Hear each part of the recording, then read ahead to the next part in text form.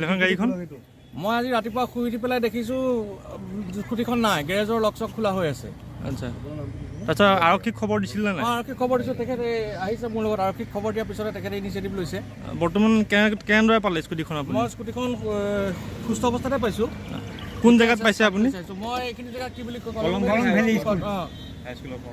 আপোনাৰ নামটো কি? মোৰ নাম সিদ্ধাৰ্থ কুমাৰ বৰদলৈ। ক'ৰ পৰা চুৰ হৈছিলে আপোনাৰ স্কুটিখন? আমাৰ লাউখোৱা ৰোড চন্দনপুৰ, PKB নাৰ্ছিংহোমৰ লগত। কওকচোন কিমান মান বজাত ঘটনাটো সংঘটিত হৈছিলে? মই ঘৰ আহি পাওঁতে 11:30 বাজিছে। হয়তো তেওঁলোকে 11টা মানতে সোমাইছে দিনৰ। মই সেইখন ঘৰত নাছিলোঁ আৰু ল'ৰাও ৰাতিপুৱা 8টাতে ওলাই যায়, বোৱাৰীও নাই, মাকৰ ঘৰত আছিলে। গতিকে মানুহ কোনো নাই, ল'ৰাটোৱে মই থাকোঁ, দিনত নাই, মই তালা মাৰি থৈ গৈছোঁ। চব দৰ্জা, বাৰাণ্ডা গিল, সৰু গেট সেইফালেদি চব তালা মাৰা। তাৰপিছত মই তালাবোৰ খুলি পেলাই আহিছোঁ, এইখন দৰ্জা আজুৰিছোঁ, ভিতৰৰ পিনে তেওঁলোকে তাৰমানে হুক আৰু চিটকানি লগাই গৈছে। তাৰপিছত মই তেতিয়া ভাবি ল'লোঁ যে ইয়াৰ ভিতৰত মানুহ আছে। কোন আছে, দৰ্জা খুলি যে কিমান মান বজাত হ'ব ঘটনাটো? 11:30 বজাত দিনৰ ভাগত 11:30 বজাত। 11:30 হয়। তাৰপিছত দৰ্জা খোল, এই চোৰ এনেকে মই চিঞৰিছোঁ। তাৰপিছত ঘৰত আপুনি অকলে আছিলে? মই নায়েই, আহিছোঁহে, আচ্ছা, টাউনলৈ গৈছোঁ। হয়। 9:15 মই টাউন গৈছোঁ। আপুনি কিভাৱে গম পালে যে চোৰ সোমাই আছে বুলি? ভিতৰৰ পিনৰ পৰা দৰ্জা হুক দিছে, মইতো তালাহে লগাই থৈছোঁ। বিনা তালাটো দেখুৱাই দেচোন। এইপিনে পৰাহে মই তালা লগাই থৈছোঁ। সিহঁতৰ ভিতৰৰ চিটকাটি হুক দি লৈছে আৰু সিহঁত সোমাইছে পিছফালৰ জেগাটো মই দেখুৱাম। তাৰপিছত মানে মই দৰ্জাখন আজুৰিছোঁ, তালাটো খুলি লৈ দৰ্জাখন নোখোলে, ভিতৰৰ পিনে হুক দিয়া। মইতো ভিতৰৰ পিনৰ পৰা হুক দিয়া নাই। ভিতৰত কোন আছ, দৰ্জা খোল। সিহঁতে খোলা নাই। তাৰপিছত তেতিয়া মই বোলো চোৰ চিঞৰিছোঁ। তাৰ পৰা গৈ মানে মই চোতালতে মোৰ ছোৱালীলৈ ফোন কৰিছোঁ যে মোৰ ভিতৰত চোৰ আছে, তই বেগে আহ। তাৰপিছত গৈ মই পিছফালে গৈছোঁ, গৈ দেখিছোঁ পিছফালৰ দৰ্জাখন সিহঁতে চিক এডাল দি পেলাই এনেকৈ থৈ দিছে। সেই দৰ্জাখন তাৰমানে খুলিব পাৰে, যদিও হুক দিছোঁ, ঠেলা মাৰি দিলে খোলা যায়। তাৰপৰা চিকডাল আঙুলি দি মই উঠাই দিছোঁ, দি সোমাইছোঁ। পাছফালৰ দৰ্জা মই হুক দি থৈছোঁ, সিহঁতে দৰ্জা দুটা হুক ঠেলা মাৰি চব ভাঙিছে, উঠাই দিছে। আৰু আৰক্ষীক জনোৱা হৈছে? আৰক্ষীৰ লগে লগে আহিল, জনালোঁ। হয়, কি কৈছে তেওঁলোকে? চালে জেগাবিলাক, কৈছে আপুনি চাটাৰখন যদি পেলাই দিলেহেঁতেন। মোৰ ভুল হ'ল, গাড়ীৰ চাটাৰখন ডাঙৰ আছিলে, পেলাই দিয়া হয় সিহঁত ওলাই যাব। কি নিয়া বুলি নিছে বুলি টকা 5,000 নিলে, কিনা সেই নেকলেছ ফুলি এযোৰ নিছে সোণৰ বুলি ভাবি, আৰু বস্তুবিলাক চব সিঁচৰিত কৰি তলত পেলাই থৈ দিছে। তাৰপিছত পুলিচ প্ৰশাসনে কি কৈছে? কৰায়ত্ব কৰিম বুলি কৈছে নেকি তেওঁলোকে কি কৰে, এডিচনেল ছাৰে ফোন কৰিছে আয়োজনক। তেওঁ মানে কি উত্তৰ দিছে মই নাজানো। চোৰ এইখিনিতে আছে, কাৰণ চাৰিআলিত এটা ল'ৰা চুৰ কৰি ফুৰে, এইখিনিত এটা, অলপ আগলে এটা, অলপ আগতে জেলকে ওলাইছে। মানে তেওঁলোকৰ ওপৰত সন্দেহ অলপ আপোনাৰ উপজিছে নেকি? সন্দেহ, সেইটো গেং। আৰু মই বাৰান্দাত বহি থাকোঁ, কোনো নাইতো। মোৰ মিষ্টাৰ মৰা বেছি দিন হোৱা নাই। মই এই যে ঘুমটিটো, এইটো মানে এইটো ডাগছত পৰিল মিয়া এটা, সি এইটো উঠাই নিবলৈ দিয়াছোঁ, নিনিয়ে। সেইখিনিতে আৰ হৈ বাইক, স্কুটাৰ, গুটি খোৱা ল'ৰা আড্ডা, এইফালে কিমান যায় কিমান আহে, মই চকুৰে নিৰীক্ষণ কৰি থাকোঁ। বৰ্তমান উপস্থিত আছোঁ নগাঁও যি গীৰ্জাঘৰত যি যি বৰদিনৰ উপলক্ষে যি আজি সমান্তৰালভাৱে যি সমগ্ৰ ৰাজ্যৰ লগতে যি আজি বৰদিনৰ যি উলহ মালহেৰে পালন কৰা হৈছে। বৰ্তমান নগাঁও খ্ৰীষ্টানপন্থীৰ যি বৰদিন চাৰ্জত মই উপস্থিত আছোঁ। মই কিছু লোকে লোকাৰণ্য হৈ পৰিছে, যে খ্ৰীষ্টানপন্থীৰ যি বৰদিনৰ এই চাৰ্জত আজি লোকাৰণ্য হৈ পৰিছে। কিছু লোক আছে, কিছু লোকৰ পৰা মই জানিবলৈ চেষ্টা কৰিম। মোৰ কেমেৰা সহযোগী যি প্ৰাঞ্জল আছে, প্ৰাঞ্জলে দেখুৱাবলৈ, সমগ্ৰ দৃশ্য দেখুৱাবলৈ প্ৰাঞ্জলক অনুৰোধ কৰিম। কিছু দৃশ্য মানে ৰাইজ আছে, ৰাইজৰ পৰা মই যি দৰ্শক আছে, দৰ্শকৰ পৰা মই জানিবলৈ চেষ্টা কৰিম কেনেধৰণে তেওঁলোকে বৰদিন উদযাপন কৰিছে, হয়তো কেনেধৰণে তেওঁলোকে বৰদিন পালন কৰিছে। বাইদেউ ক'ৰ পৰা আহিছে? বৰদিন কেনেকুৱা উদযাপন কেনেকুৱা?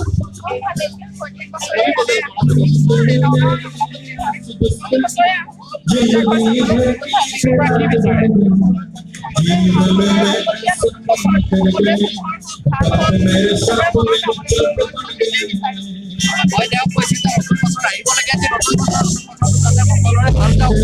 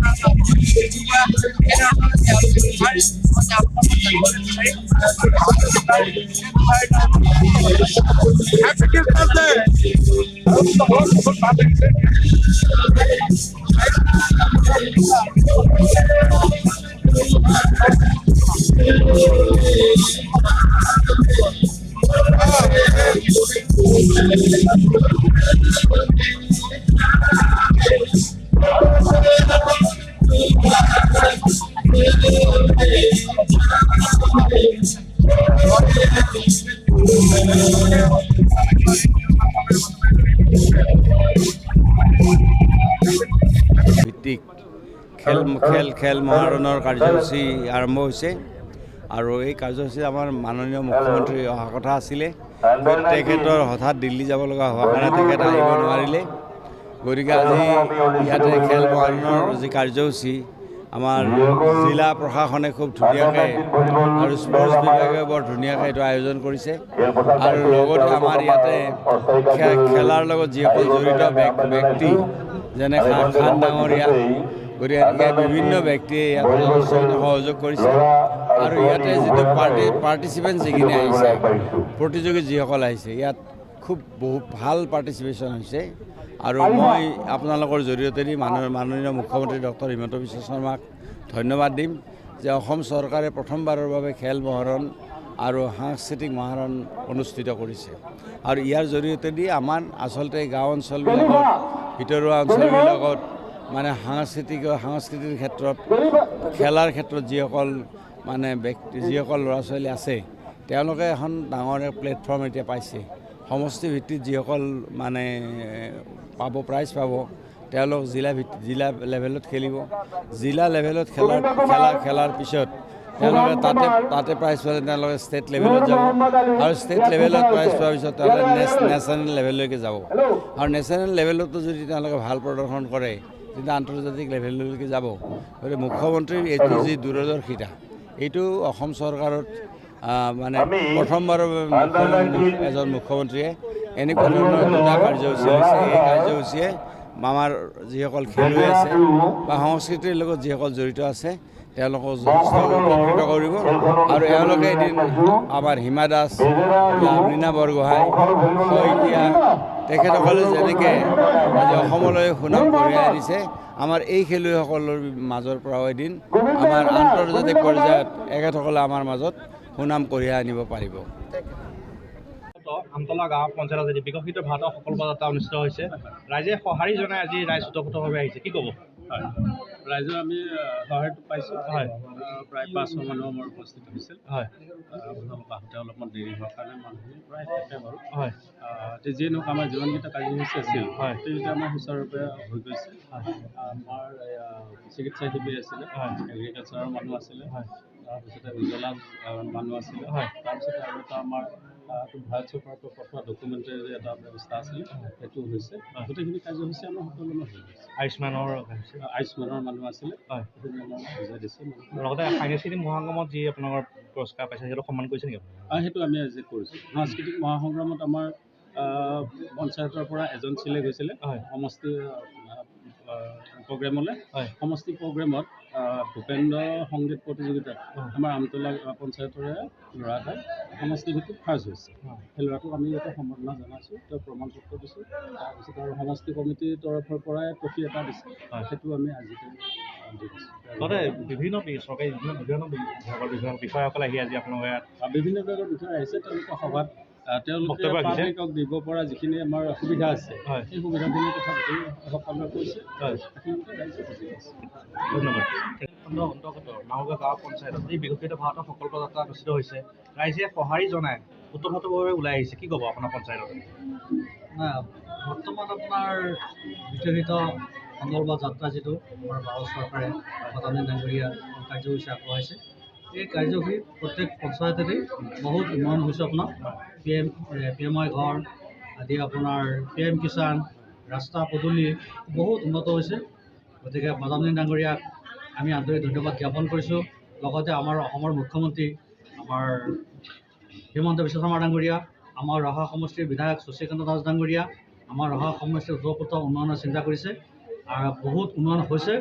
আৰু আমাৰ দক্ষ মুখ্যমন্ত্ৰীৰ জৰিয়তে আমাৰ যিজন বিধায়ক শশীকান্ত দাস ডাঙৰীয়া, তেখেতে সমষ্টিৰ প্ৰতি অতি কষ্ট কৰি আছে। প্ৰত্যেক পদূলিয়ে প্ৰত্যেক উৎসৱত, আজি বিহুৱে হওক, আজি ৰাস উৎসৱেই হওক, আজি আমাৰ ধৰ্মীয় সভা সমিতিয়ে হওক, প্ৰত্যেক অনুষ্ঠানত তেখেতে অংশগ্ৰহণ কৰি আছে। আৰু যথেষ্ট এই সমষ্টিখন উন্নয়নৰ ক্ষেত্ৰত আমাৰ মুখ্যমন্ত্ৰী আমাৰ লগত যোগাযোগ ৰাখি আছে। আমাৰ জ্যেষ্ঠ মন্ত্ৰী পিছুত হাজৰিকা ডাঙৰীয়াদেৱৰ লগত তেখেতে অৰহৰ যোগাযোগ ৰাখি আছে। ৰহা সমষ্টিত বৰ্তমানৰ বিধায়কৰ জৰিয়তে যথেষ্ট উন্নতি হৈছে আৰু হ'ব বুলি আমি আশা ৰাখিছোঁ। আজি প্ৰতিটো বিভাগসমূহ আহিছে, তাক কেনেকৈ আবেদন কৰিছেনে? প্ৰত্যেক বিভাগৰ আজি আমি ধন্যবাদ জ্ঞাপন কৰিছোঁ। আজি এগ্ৰিকালচাৰে হওক, এডুকেশ্যনে হওক, আপোনাৰ মেডিকেলে হওক, প্ৰত্যেক ডিপাৰ্টমেণ্টৰ মানুহ আজি আমাৰ ইয়াত এই কাৰ্যসূচীত অংশগ্ৰহণ কৰিছে। তাৰ কাৰণে সকলো বিষয়াসকলক মই আন্তৰিক ধন্যবাদ জ্ঞাপন কৰিছোঁ। আৰু ৰাইজে সঁহাৰি জনাইছে আৰু বহুত ধৰণৰ ৰাইজে অনুদানবিলাক পাইছে বুলি ৰাইজে মত প্ৰকাশ কৰিছে। ইয়াৰ আগতে আপোনালোকৰ যে মোৰ মাটি মোৰ দেশৰ অমিত কলহ তাতো ৰাইজ ওতঃপ্ৰোতভাৱে ওলাইছে। আপোনাৰ প্ৰতিটো কাৰ্যসূচী মাহগাঁও পঞ্চায়তত ৰাইজ ইমান ওতঃপ্ৰোতভাৱে ওলাই আহে, কি ক'ব আপোনাৰ? তাৰমানে ৰাইজৰ লগত পঞ্চায়তৰ সভাপতি হিচাপে নহয়, এজন সমাজকৰ্মী হিচাপে মই ৰাইজৰ লগত সকলো সময়তে জড়িত আছোঁ। প্ৰত্যেক পদূলিতেই, প্ৰত্যেক গাঁৱতেই যিকোনো ধৰণৰ সমস্যাত মই যাবলৈ সন্মুখীন হওঁ। আজি মানুহ এজন মৰিছে, শ্মশানলৈকে মই যাওঁ, খবৰ লওঁ। আজি আমাৰ মুছলিম মানুহ মৰিছে, তাত সিহঁতৰ জানাজাৰ লৈ যাওঁ, খবৰ লওঁ। প্ৰত্যেক যিকোনো সমস্যাত মই ৰাইজৰ লগত সম্পৰ্ক ৰাখিছোঁ। সেইকাৰণে যিকোনো আমাৰ কাৰ্যসূচীত, পঞ্চায়তৰ কাৰ্যসূচীত, চৰকাৰৰ কাৰ্যসূচীত প্ৰত্যেক ৰাইজ ওতঃপ্ৰোতভাৱে আমাৰ মাগুৰমাহ পঞ্চায়ত ৰাইজ ওলাই আহে। আৰু ইয়াৰে প্ৰমাণ হৈছে আজি ৰাইজৰ হিতাধিকাৰীবিলাকে বা কিছুমান আপোনালোকৰ আজি মহিলাসকলে যদি কিবা সুধিব বিচাৰে, তেতিয়া আপোনালোক পঞ্চায়তৰ কাৰ লগত যোগাযোগ কৰিব? পঞ্চায়তৰ সভাপতি আমাৰ সমাজৰ লগত যোগাযোগ কৰে। হয়, আমি বিধায়কৰ লগত যোগাযোগ কৰোঁ। হয়, কৰাৰ পিছতে যথেষ্ট আমাৰ হৈছে, আমাৰ মাগুৰগাঁও পঞ্চায়তত যথেষ্ট মানুহে আপোনাৰ অৰুণোদয় পাইছে আৰু যথেষ্ট মানুহ বাকীও আছে। যিহেতু আমাৰ একেবাৰে পিছপৰা অঞ্চল, দুখীয়া অঞ্চল, এইটো বানপীড়িত অঞ্চল, প্ৰায় মানুহ দুখীয়া, চাকৰি বাকৰি বহুত খুব কম, আপোনাৰ কৃষিৰ ওপৰত নিৰ্ভৰ। এতিয়া বানপানীয়ে বহুত ঝোলা কৰিছে আমাৰ। এইবাৰ অলপ বানপানী হোৱা নাই, মানুহৰ মুখত অলপ সকাহ দেখা গৈছে। এইবাৰ বানপানী হোৱা নাই কাৰণে শালিধান মানুহে পাইছে। গতিকে যথেষ্ট পাইছে মানুহে আৰু পাবলগীয়া বহুত আছে, আপোনাৰ প্ৰাপ্য মানুহ বহুত আছে। ধন্যবাদ। আজি ৰহা উন্নয়ন খণ্ডৰ অন্তৰ্গত মাগুৰগাঁও গাঁও পঞ্চায়তত বিকশিত ভাৰতৰ প্ৰকল্প যাত্ৰা অনুষ্ঠিত হৈছে আৰু এই ৰাইজে সঁহাৰি জনাই ৰাইজ ওতঃপ্ৰোতভাৱে ওলাই আহিছে, কি ক'ব? আজি মই খুবেই আনন্দিত। বিকশিত ভাৰতৰ সংকল্প যাত্ৰাত সকলো, বিশেষকৈ মাগুৰগাঁও পঞ্চায়তত বহু লোক আহিছে আৰু বহু হিতাধিকাৰীও আহিছে আৰু তেওঁলোকক লগ পাই আমাৰো খুবেই ভাল লাগিছে। আৰু এটা কাৰণে আনন্দিত হৈছে যে মানুহখিনি সফল হৈছে। সকলো আঁচনিৰ অন্তৰ্গত তেওঁলোকে হয়তো সুবিধা পাইছে কাৰণেই আজি ওলাই আহিছে। যদি সুবিধা নাপালে হয় হয়তো ৰাইজ ওলাই নাহিলে। গতিকে মোৰ ৰাইজসকললৈ বিনম্ৰ অনুৰোধ যে তেওঁলোকে যিসকলে পাইছে, বাকী নোপোৱাসকলকো জনাওক যে পঞ্চায়ত আৰু ৰহা উন্নয়ন খণ্ডৰ জৰিয়তে তেওঁলোকে PMAY, বৃদ্ধ পেঞ্চন, ফেমিলি বেনিফিট, বিকলাংগ আৰু MGNREGA অধীনত ৰাস্তা ঘাটৰ সুবিধা পাব। আৰু যিসকলে নাই পোৱা সেইসকলৰ কাৰণে আবেদন কৰিবলৈ তেওঁলোকক অনুৰোধ জনোৱা হ'ল। আৰু আমি সুখী তেওঁলোক আহি ইয়াত উপস্থিত হৈছে আৰু আমিও সকলোৱে লগ লাগি ভাৰত সংকল্প যাত্ৰাত যোগদান কৰি আমি সকলো আনন্দিত হৈছোঁ।